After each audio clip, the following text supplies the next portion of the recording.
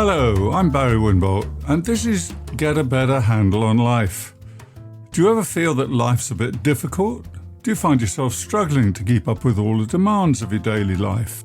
Well, you're not alone. There are an infinite number of challenges we have to tackle in life, and we're often unprepared. That's why I produce this podcast. In each episode, I deliver expert insights, practical advice, and real-life examples to help you get a better handle on your life. Some of this comes from me, and some of it from my inspiring guests. Today, that inspiring person is a regular visitor on the show, Rick Gough. We're going to be talking about something that happens in the workplace and something that isn't very popular. Hello, Rick. Well, how nice to speak to you again and to see you because, of course, we're on Zoom while we're recording this. Nice to have you along. Thank you very much. Lovely to be here again, Barry. Nice to talk to you. So, our topic for today, which I alluded to in the intro, but I didn't really touch on in detail, is what would you like to introduce it? Well, today we're talking about feedback. It's a kind of term that's used quite a lot these days, whether it's from the hand signals you see in your mirror as you're driving off or in a formal setting in the workplace. But it's something that is quite important and can be really, really useful, or actually can be quite unsettling and takes a while to get over. So I think there is good ways of doing it, good ways of receiving it. And I think it's a really sort of healthy discussion for us to get into. Great. I think that'll be very interesting because I've had, as I'm sure you have, I've had examples of that through my working life. I should say at this point to perhaps we have a listener who isn't familiar with our conversations. So I just point out that you're a manager in a large financial multinational and have been for 28 years, 25 years, 28 years. And so you're coming at this from the point of view of a very experienced manager who's seen a lot of change in the workplace in that time and had to adapt yourself to quite a few new roles, if I'm right. So feedback, yeah. So and quite a lot of people don't view it with eager anticipation. Is that fair to say? I think it is. I think it's often unfairly tainted with a negative. So I need to give you some feedback about that. And that seems like you're preparing yourself to be criticised. Even as you say it to me, I felt a shudder go through my body. And we're just talking about it. Whoa. Okay. And so what is this trepidation about, do you think? And is it trepidation on the part of the receiver or the receiver and the giver of feedback? Well, it's funny, isn't it? Because sometimes you want to invite feedback. So maybe I'm doing something for the first time that I need to go on and do another 10 times. Maybe, it's a presentation, it's some training or something like that. So you might turn to your colleague next to you and say, hey, if it's okay, at the end of this, can we get together and have a coffee and you can share your experience, give me some pointers where I'm going wrong. And I think that's a very healthy thing to do. And in that situation, your head is kind of accepting the fact that not everything's going to be right and you may need to change a few things, and you're kind of bringing that on.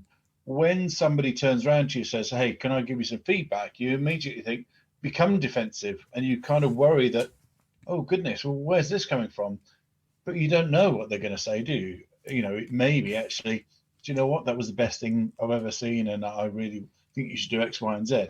So yeah, I think there's two sides to that. Very important point. And you said in your example, hey, could we have a coffee after this? I'd like to give you some feedback. And the implication is where you're going wrong. And I think that's a critical point because I have received feedback in something I've been doing recently over a period of weeks. It was a new project and I had to learn quite a lot of new skills and I was very interested in it. And the feedback that I got on a weekly basis from my efforts was always slanted towards what I wasn't doing right and could do better. And it was very useful.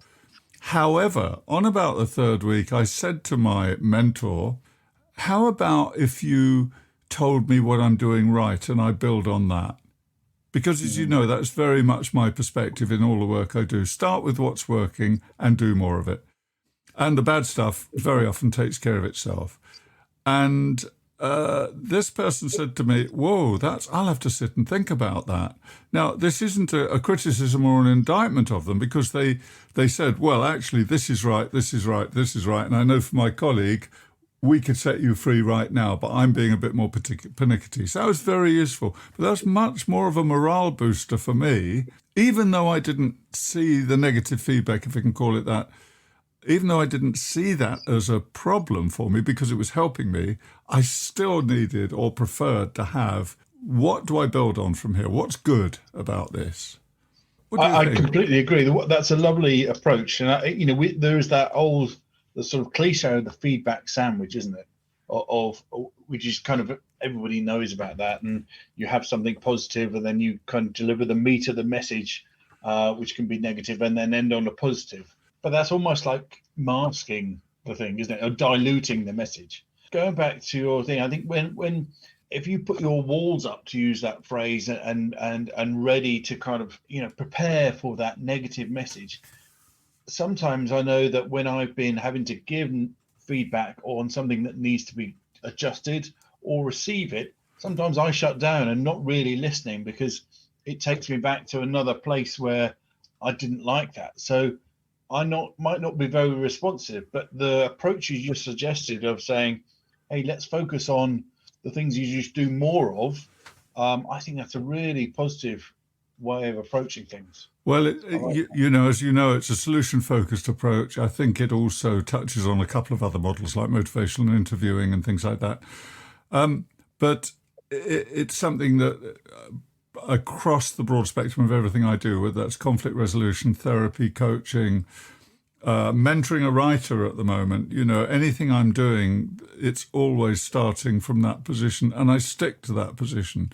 Because, as you say, I think that feedback sandwich, people have heard that so often. If you give somebody a bit of positive news about their performance, they're almost waiting for the other shoe to drop. Okay, so yes, and what's the bad news? Because I know that's what happens next. And I have to dispel that idea. I said, no, I don't think so. Yeah, okay, there are things you could do better. So my point is, when delivering feedback, and even when doing it in a positive way, if the person is, as you've said, reflecting on another occasion, not really listening to you because they're hearing good stuff and they're leaping ahead and they're thinking, yeah, but there's going to be a bad news message in this, that makes a huge difference to how they receive it. And I think a second point is just that when you are giving positive intent to your message, however, I would say, you have to not hedge too much and hide behind kind of positive stuff if there is a hard message to be delivered, because that also has to be done. It can also be the other way, isn't it? That you ignore all the good stuff and just focus on that, maybe one or two tiny points. If you famously look at TV critics and play critics and everything else, people seem to narrow it. When we're looking, there's another example. When we're looking to buy something online, we look through and we say, oh, well, I only want something that's 4 stars. But actually you find that one that somebody says, this product is rubbish. And you focus on that. And you think, why? There's 1,000 people said something positive, but I'm focusing on that one negative thing. And I can't get it out of my head once I've read that. But also, that happened to me in real life when I was doing stand-up presentations, not comedy, but although some of them are quite comedic. But when I was doing a lot of delivery, maybe 3 live seminars a week, that was really the busiest time a number of years ago. We stopped counting at something like 10,000 replies. We used to collect happy sheets after every event, obviously. You get feedback forms from people. And after about the first 2 weeks, I was working with another guy, we made an agreement between ourselves that we would not read the feedback after the event, because you could read, and these were audiences of 200 to 500, so you could read 199 good, positive reviews, and you get one negative one. It can even be something daft, like somebody said once, the presenter drinks too much water, or the presenter's doing his own therapy. because I was talking about life, And you have to take note of these things, but they come to dominate. And then the next time you go out on stage, you get self-conscious about drinking water or talking using your anecdotes. So you have to be very careful about that one or two negatives. And I think if we're giving feedback, we have to remember that that person might be in that position, that they're just, as you say, they're just going to hang on to that one negative. So I think that's a really good point. I think talking about good practice in giving feedback, being on the receiving end of feedback is when somebody doesn't own it and Oh, they yes. pretend it's come from somebody else, or well, it's not me saying this, but I've heard other people. Yeah, And that's yeah, so wishy-washy and just kind of undermines the whole thing. it does. So if you're going to be bold enough to be able to say, hey, look, Barry, I need to tell you about, that beard because actually, X, Y, and Z. It's not other people are saying about that. You need to own it. And I think that's a really important thing. That really is important, yeah, and that comes back in also in general workplace conversations. Actually, it's not just feedback that one should never hide behind. Well, people are saying or somebody thinks. Whenever I've had that in a sort of consulting position or a coaching position, I've said, well, who is the somebody? Either you name them or you don't mention it. So yes, absolutely. It's interesting you say that about being fact-based because it's important to know, is that a perception or is that reality? But if somebody's taken the time to tell you something, that is their perception. Whether it's true or not, it doesn't seem to matter to them so much. It's just like, well, why do they think that? Why do they think that I'm not explaining that well enough, or what? Maybe that's it's kind of key that is just how they think. That person did think you drank too much water. I don't understand that, but that's just how they feel, and it's important to kind of acknowledge it. But like I say, look at it in the grander context of things. Yes. It's just 1 in 1,000. Yes, it is. But the mind defaults to the one. That's the problem we're talking about here, isn't it? It takes a conscious effort not to take that on board disproportionately. Is that fair to say? Yeah. I think the other thing while we're kind of on this is when you construct your message and plan how you're going to share something with somebody, it's it isn't, as we've spoken before, it's not a one size fits all, is it? It depends on your relationship with that person, on how well you know each other, the level of respect between yourselves, of how you manage that message. Some people quite happy to have a blunt message. Just tell me, if you think about the relationship with a doctor when they're giving news to a patient about cancer, they don't want a wishy-washy message, do they? They don't want it to be softened up or anything else. They just need to be told, hey, here's, I'm sorry to say that we're going to need you to refer you on because I don't like the look of that. Yeah. I mean, I don't know if you would say that's feedback, but that's kind of a message between two people about sharing some news, isn't it? Well, yes, it is. And whether we call it feedback or we call it something else, these are basic rules of communication. If I want to have a conversation with somebody, I need to first consider the relationship between us and what it will support and how safe it is, how safe the other person feels, and whether the hierarchy, if I'm a manager giving feedback, is going to interfere with that communication, because very often it will, just by virtue of my position, even though I've done my utmost to develop a notion of equality of voice in the conversation. That other person may still be unable to kind of step outside their subordinate role when they're speaking, might feel intimidated in some way. It'd be perfectly natural. So all of those things have to be considered before we open our mouths and start speaking if we're offering feedback to people, I think. But then that's the same in any important conversation. I think building on that is there's the relationship afterwards. So after we've had this conversation, after somebody shared some news, you need to kind of continue to work together afterwards. And I think that may stop people getting to the truth, because they're worried that actually if I tell you what I'm really worried about, then you may take that badly, and we've got to stand next to each other, we've got to work together going forwards. On the same time, if you don't tell somebody, they will never know. And so you're only fooling yourself if you're not truly honest. Yes, absolutely. And actually, one of the things I've said in my day job is, you're actually denying them an opportunity. If you're in a position to give something back to somebody that is helpful to their development in a professional setting, and you've agreed to do it because you call it feedback and you're going to do that, then the onus is on you to be able to deliver that effectively in such a way that they can use it. Isn't it? Yes. Yeah, absolutely. I know that I stayed in a hotel on Monday night, and I got the survey back.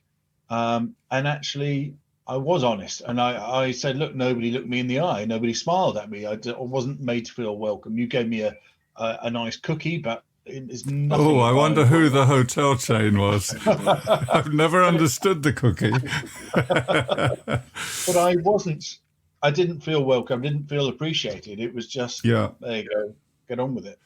And actually the best part of that was leaving in the morning. The guy looked me in the eye, smiled, and said, have a nice day. All right, that was 4 a.m, but that was really positive. So I put that in my feedback. And so, because it stood out. Yes. Yeah. Well, you have an opportunity. I don't like giving bad feedback. I don't like giving bad reviews of books. So when I'm reviewing, I will not do the review rather than slate somebody, because somebody worked hard over that book, and it might just be my distorted logic or my taste. But when it's interpersonal, or when it's service-based, which is, I think, feedback in service these days is even more important than it ever was, because we're getting such crummy service so often. And that is not the fault of the staff. It's the fault of, in my opinion, professional opinion, of companies hiding behind the excuse of low staffing levels, or they can't get staff. They're hiding behind that as an excuse for not training their staff properly, it seems to me, because some companies get it right and the conditions are right for all of us, are the same for all of us. So if somebody's getting it right, then everybody can, in terms of, of course you get the odd staff member who can't perhaps do it well, but, generally it's gone downhill, and I think we have to give feedback in that sense if it's constructive and if it will lead to improving service. Yeah, and I think that, receiving feedback, you have to assume positive intent, that the person is doing it for the right reasons, and there's nothing malicious about it or truly personal. They're doing it to help you, and I think that that's a key mindset for you to have when you're in those conversations. I think that's a really, really powerful point to remember. Doing it with positive intent or sincerity. Nobody's out to assassinate anybody else's character. But equally, then it behoves the person giving the feedback to do it in a courteous manner. Yeah.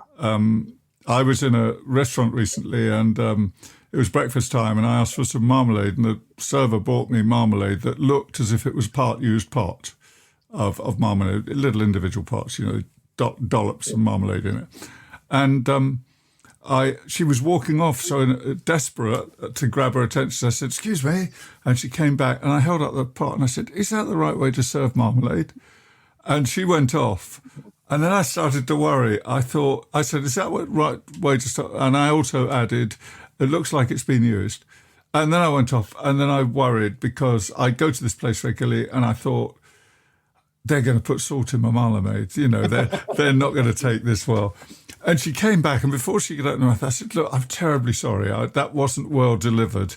I was just trying to grab your attention." And she said, "No," and she was all smiles. She was absolutely brilliant. And she said, no, that's quite all right. I quite understand.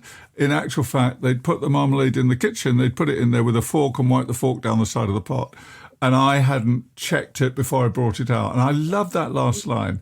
She was taking responsibility. She wasn't even blaming anybody. She's just saying that was what happened, and it was my fault because as gatekeeper, I didn't correct that. And we liked each other after that. There was no harm done, but it's easy to give back information to somebody and not do it correctly. And I think if you do that, it wants acknowledging and So, for example, I was working with a colleague years and years ago, and she had to leave a meeting suddenly and urgently, and I made a comment which was, well, when you were coming back or something like that. And it was a one-to-one meeting. And she was a new colleague. I hadn't met her before, new to me. And I stopped her as she was leaving the building. I happened to bump into her and I said, look, so-and-so, didn't call her so-and-so, I called her by her name, of course. But look, let's call her Mary. I'm terribly sorry. I hope we didn't get off on the wrong foot. Did I do something wrong in the meeting? No, she said. No, that's quite all right. I just had some bad news. Turned out later she was separating from a partner and it was something about that. But I didn't find that out for months. But the point being, I made an assumption that she'd lost interest in the meeting. I was having a telephone call. We were on a telephone, call at the time, with two of us in an office and this person in the US. And it was left to me to wrap up. And I just thought she'd left rather precipitously. But instead of going and saying that, I kind of took the responsibility and said, look, I hope I didn't get off on the wrong foot with you because we've not met before. And she was, all smiles and very nice. But had I not done that, I would have carried around a negative impression of her, of my own creation.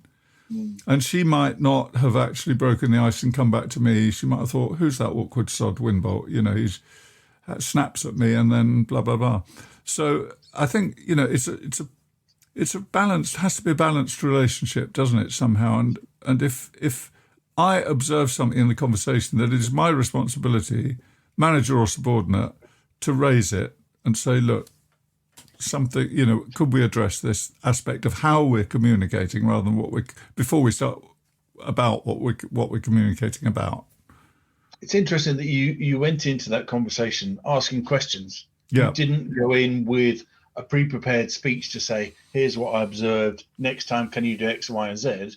You went in more open-minded, ready to kind of find out why that happened. And I think that's commendable. It's a less confrontational approach, I think. And that probably comes from conflict resolution because it's just such a sensible, because as you said earlier, somebody giving you a comment, it's their opinion. They're allowed to have that opinion. Good, bad, indifferent, they're allowed to have it. The problem is not usually the opinion. The problem can often be how it is delivered.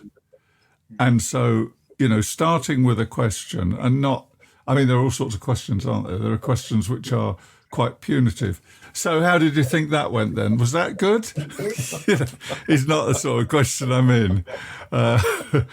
So I'd probably start with, well, wow, how did you find the experience for the first time or for being in this department for the first 3 months? What's it been like to you? Let me know. How have you found it? That sort of thing is much more receptive, isn't it?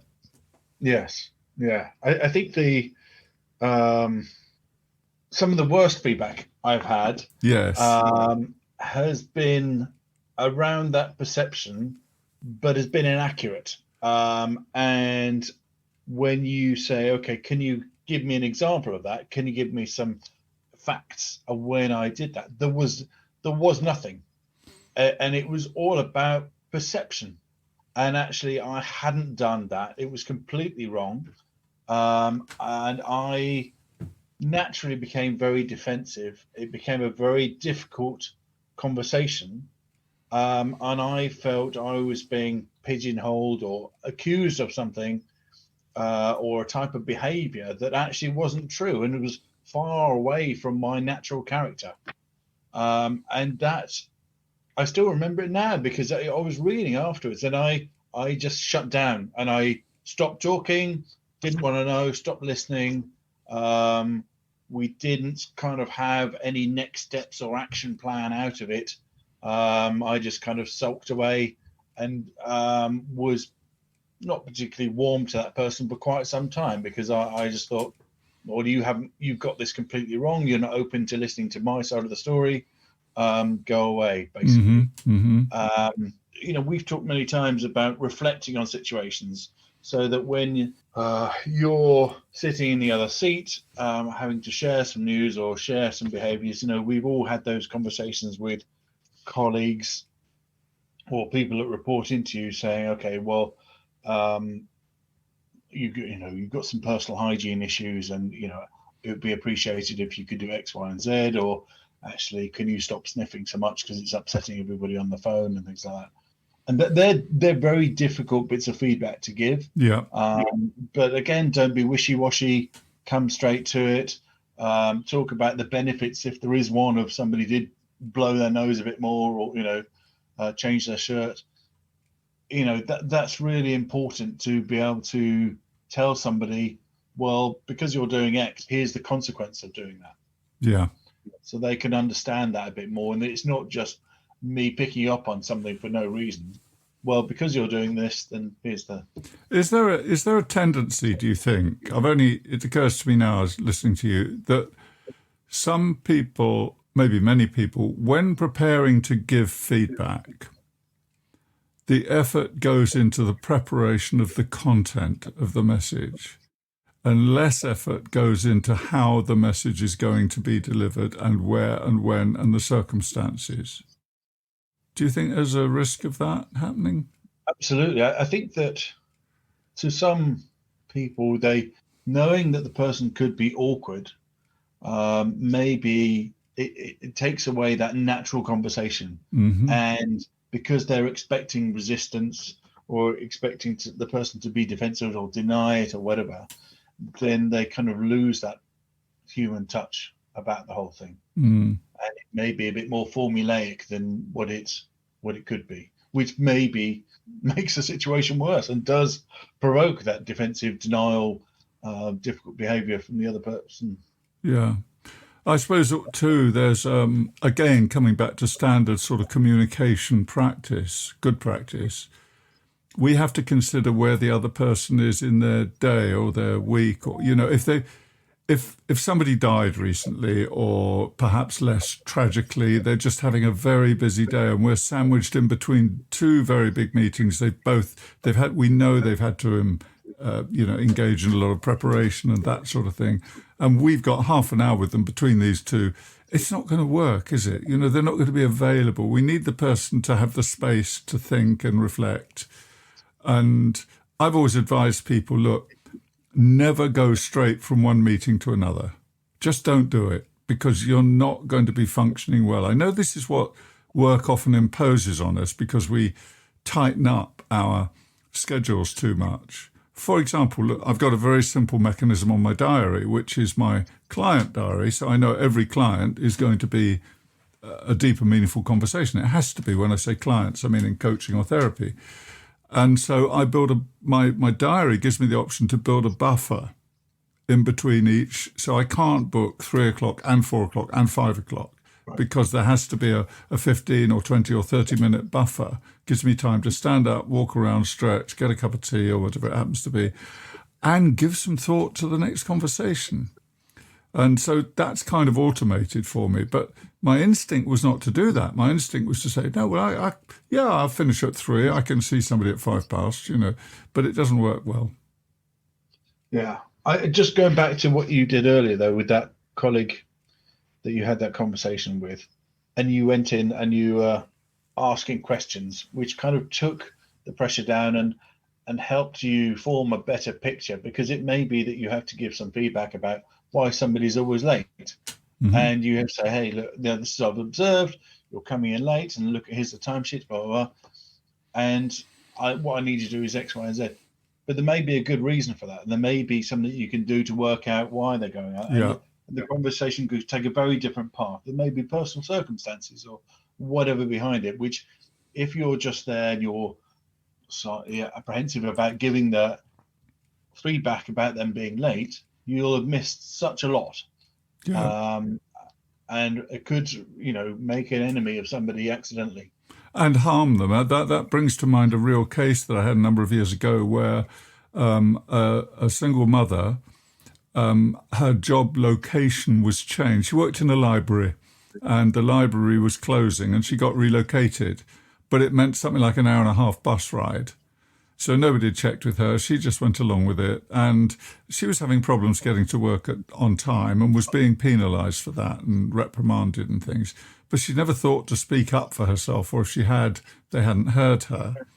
And it created a very sour atmosphere between her and her superiors at work because these matters were outside her control. And so I think we have to sound out the person first. Absolutely. I think it's very good advice. So what about, what would be some guidelines for good feedback, do you think, for giving good feedback, giving feedback constructively and well? I think that, again, if you can use examples to say, okay, here's what happened, and here's what I saw the outcome of that is as a direct result of what you did or what you said. Here's the results of that. So to summarize, then we might say, start on the right foot, use examples where you can, observe the behavior, report on it, and note the outcomes, and then discuss whether that was the best result that could have been got given with that approach. Yeah, and let's assuming positive intent, but also being willing to adapt your conversation based on the other person and the information you're getting back, whether it be verbal or non-verbal.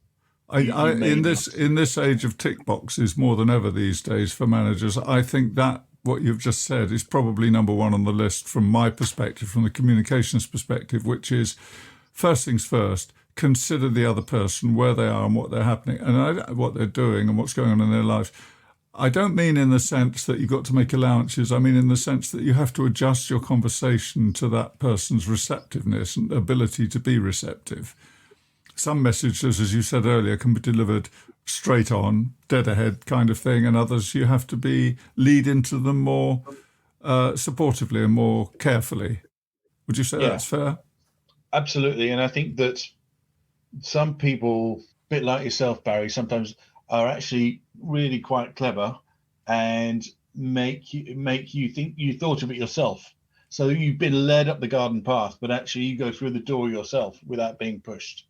And I think that's possibly the best way, that you're coming up with the solutions, you're identifying the problem with yourself, and the other person just kind of coaching you along the way. And before you know it, you've gone into this whole sort of self-learning process without realizing it. And that's possibly the best way, if you can manage that. Excellent. And I would also add, I think that's a very good point you've made. And I would add that we haven't talked about this, but it might be worth asking the person when they come into the room what they think the purpose of this conversation is about. What is the outcome that we're both trying to achieve here, and lay the ground to set the scene for the conversation, or double metaphor, lay the ground, set the scene. But you get my drift. So that then we're starting on an even footing with that. We both know what this conversation is intended to achieve, and we agree on that. Yeah, absolutely. I think, the outcome based, so that, look, here's where we need to get to, and we've got to kind of fill in the gaps.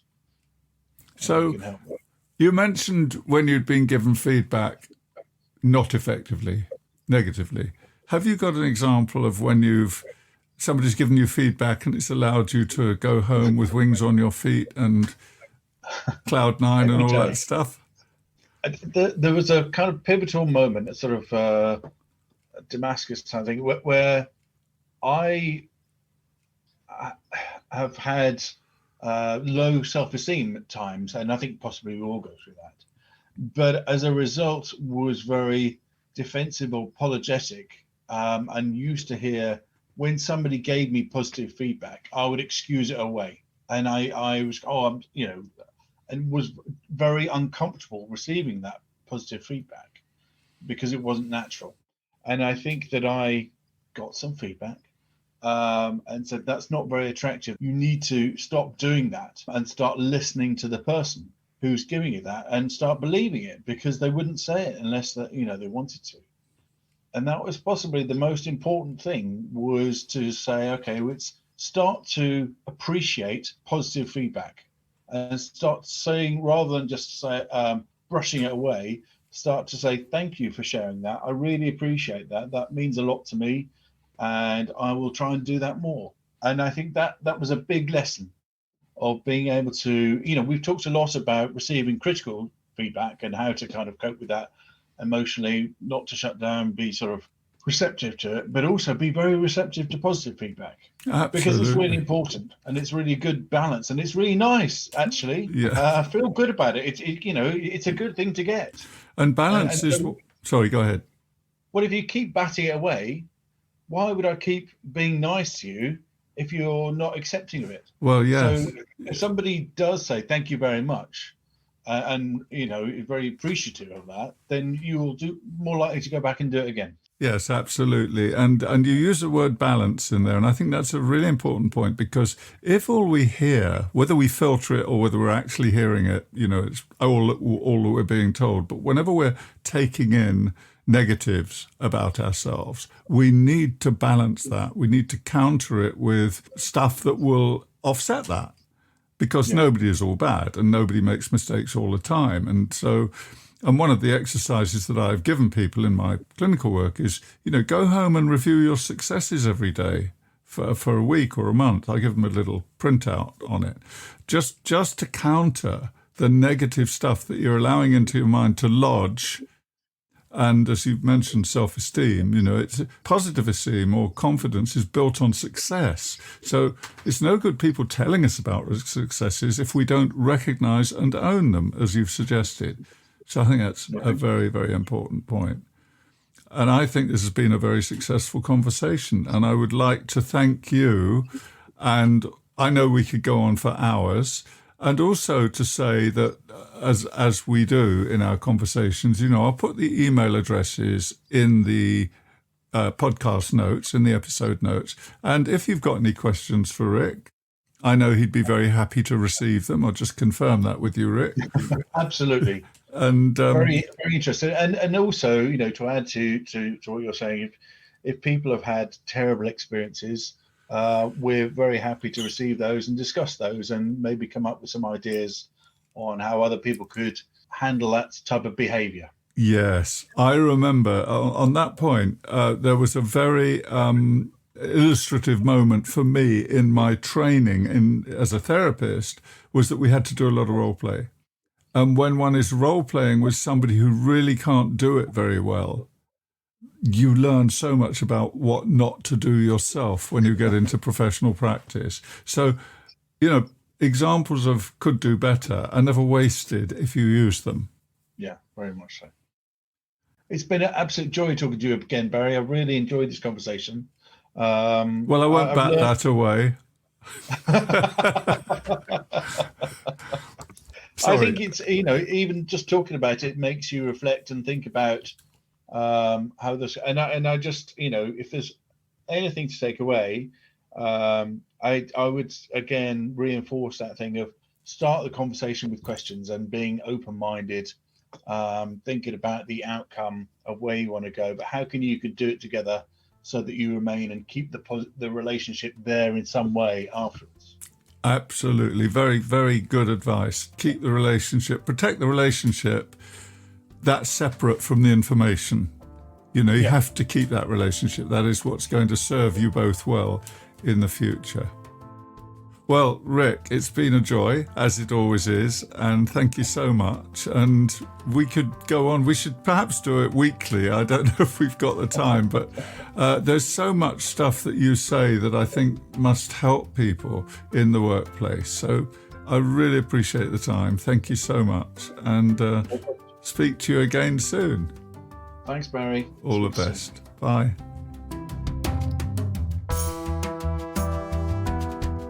Well, I always find conversations with Rick uplifting and inspirational. So stick with us and follow our future conversations here on Get a Better Handle on Life.